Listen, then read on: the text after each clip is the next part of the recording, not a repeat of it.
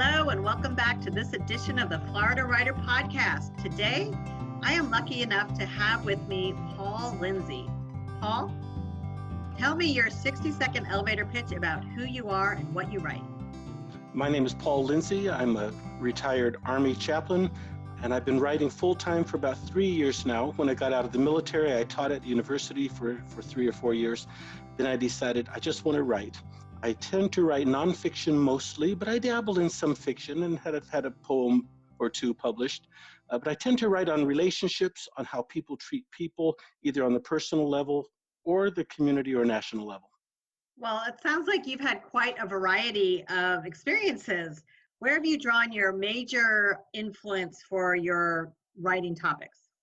I tend to take them from my faith background, from family, and from a lot of the readings that I've done, plus my education, because I've done quite a bit of study in the universities as well as in the military. And do you ever write about anything like pets or something quirky, or is it always about relationships? Or is it the relationships we have with our pets? Well, I have several friends who are asking me to put my essays about our beagle into a book form. So yes, I do write quirky stuff about our dog, because she has become a hunter.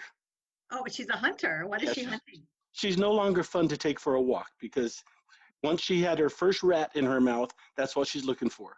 Oh, So rat. we have caught rabbits, we have caught snakes. She's totally confused by turtles, but she's got one armadillo and scared away a coyote last year. She's got quite a repertoire. Yes, she is fearless. So tell me, what type of genres do you like to read?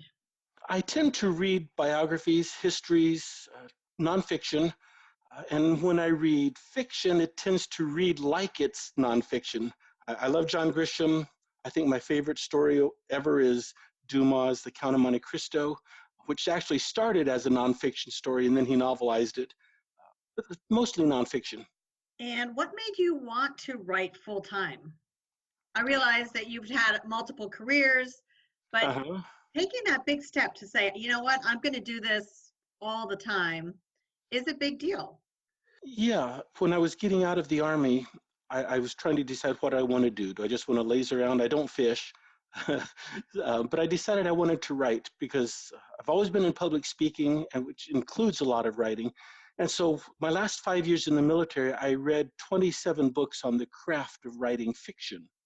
Because I had this crazy idea, what if I could use some of the fiction techniques in my nonfiction writing?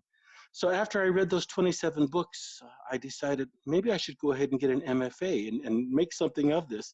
And so I did. I used my GI Bill to go back to school, and I have learned so much. My writing has taken on so much better quality and depth that it was definitely worth it. What was the biggest tip you would say you learned from getting an MFA? In the nonfiction world, we tend to deal in a lot of information, and we don't worry about artistic, stylistic, or aesthetics. But I realized if I did add those elements, it just brings it to life and is much better. And that's what I discovered.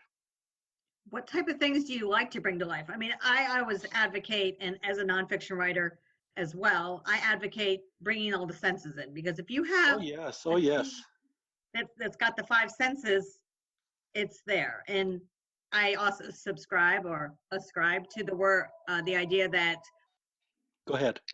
Technical difficulties. Well, I don't know why they're calling it. I don't want them. Spammers, we get those all the time, right?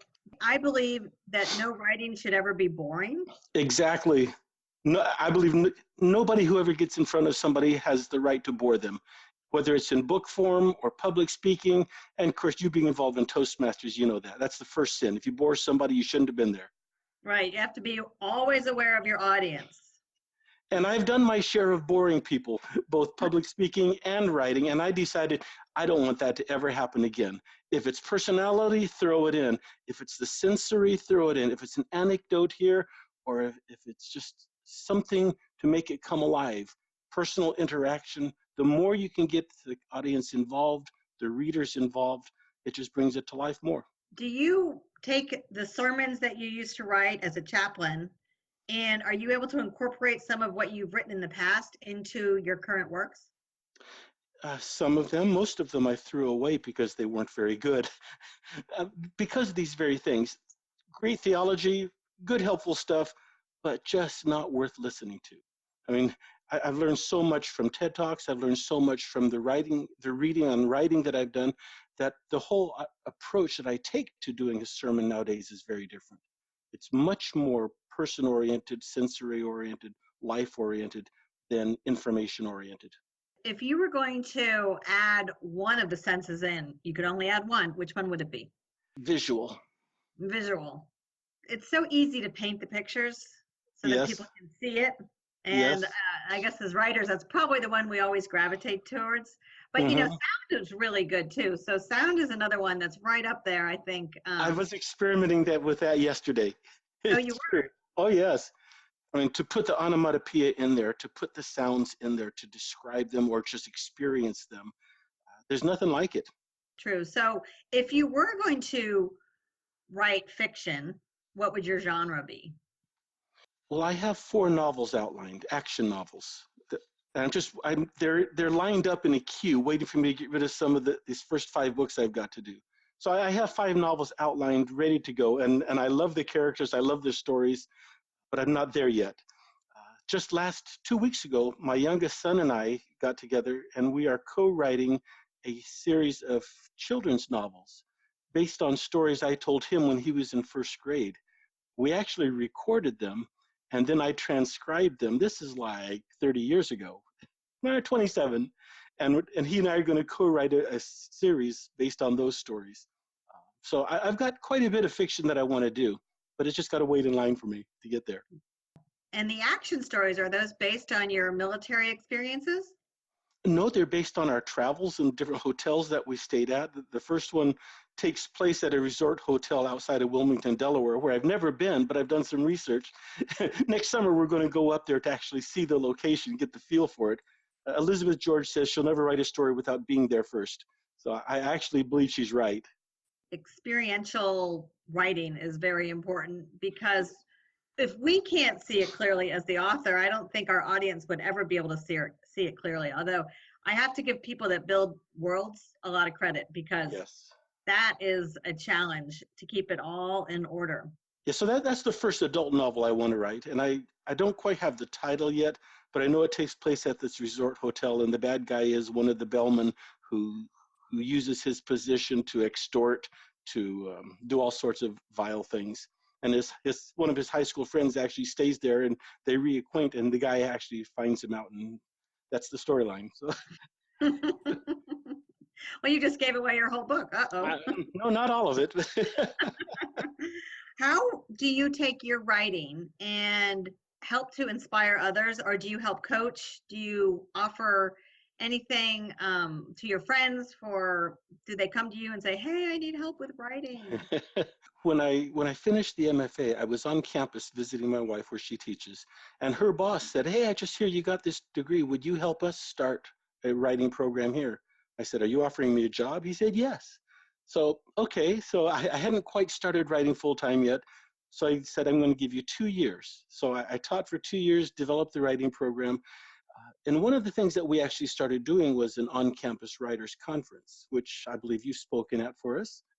Yes, thank you for the opportunity. And people who started coming started inviting me to speak at their organizations on writing, either on business writing or creative writing or some aspect of writing.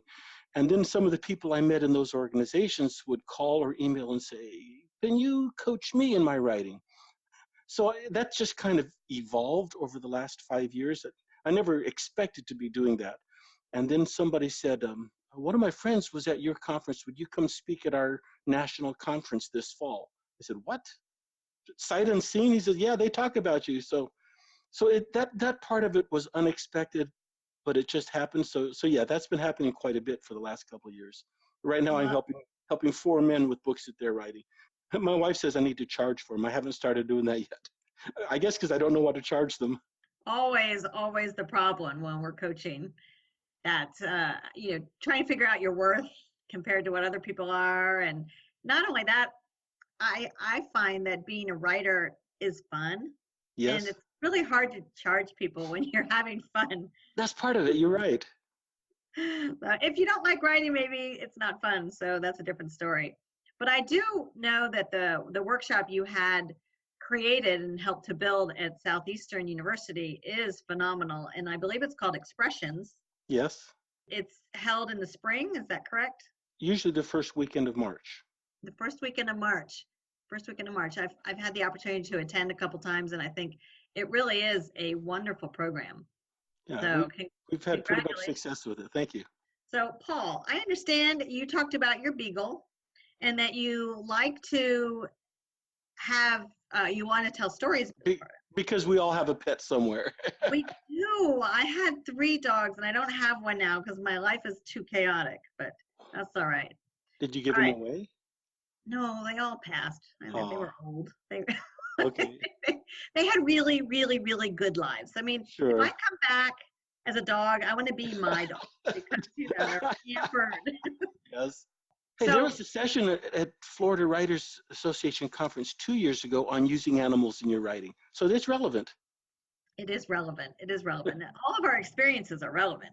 Yes. And, if you can describe a really good dog story, that is just rich because dogs themselves are able to take us places where we never thought we'd go, like It's rats true. and It's true. armadillos. And That's right. I had a dog that was so squirrel hungry, it was crazy. It was, but oh well, it's the way The squirrels in our backyard taunt our dog oh because, yeah, because they are limitless 3D and she's stuck on the ground. yes. Oh well, good point. Good point. We would have them. They would climb. In Florida, we have the screens on top of the pool, and they would charge back and forth, and then they'd stop and look at the dogs. Of course. But I used to have one that would come up and look at the dog through the sliding glass door. Ah, And it would just stand there and stare. And my dog brazen.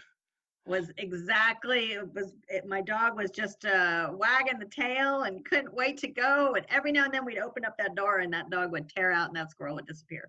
But, But but, but when you're talking about your pet, whether it's a dog or a bird or a cat, you can give them human traits and talk about humanness in ways that you can't get away with if you're just talking about a human being.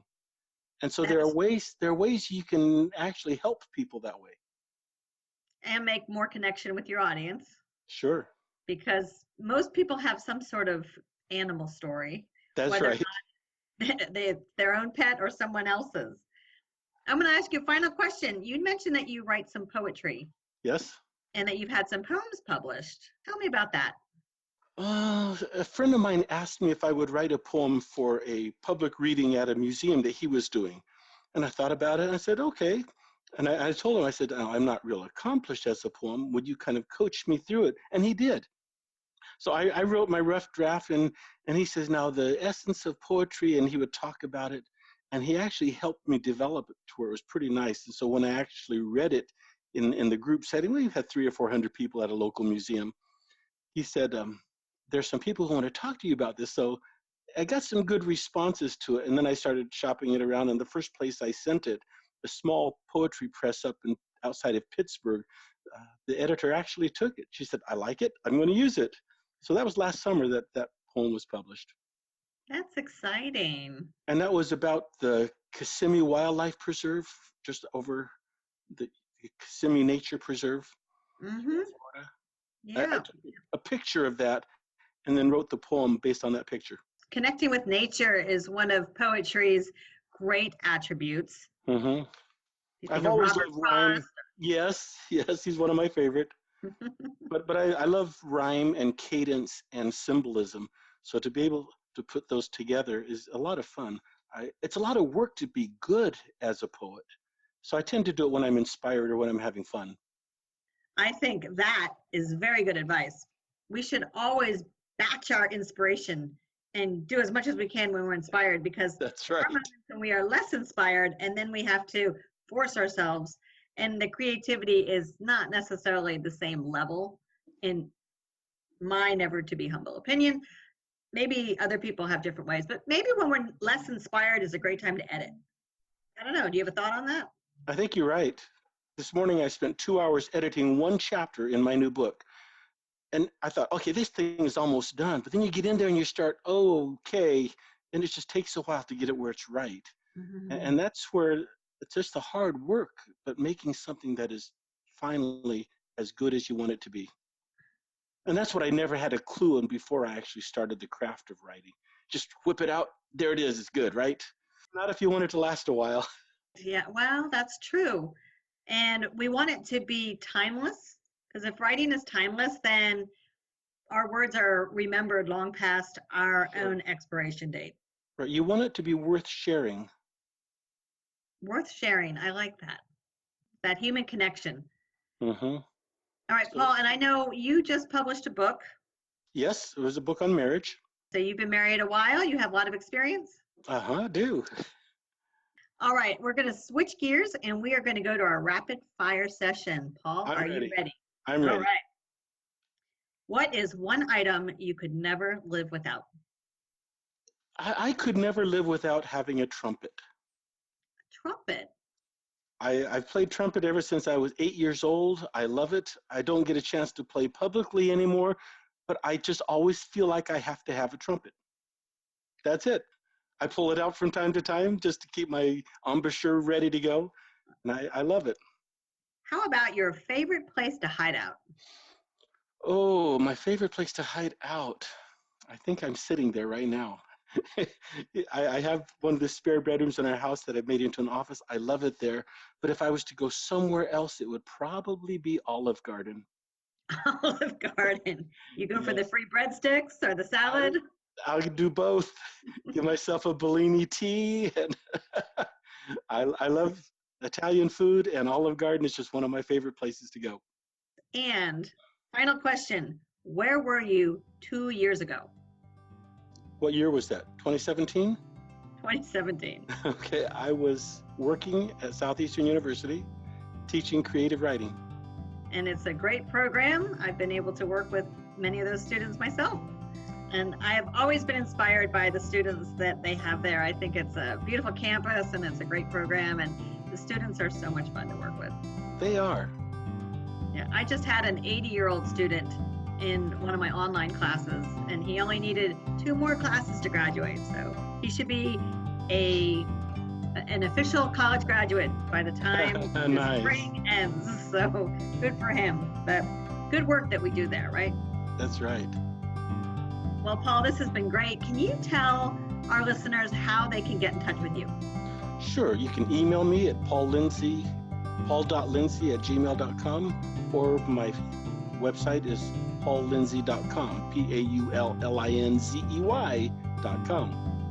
Perfect. Thank you so much for stopping by. Okay, talk to you later.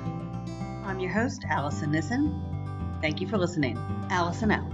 Thank you for listening to this edition of the Florida Writer Podcast. For more information about the Florida Writers Association, visit us on the web, floridawriters.net.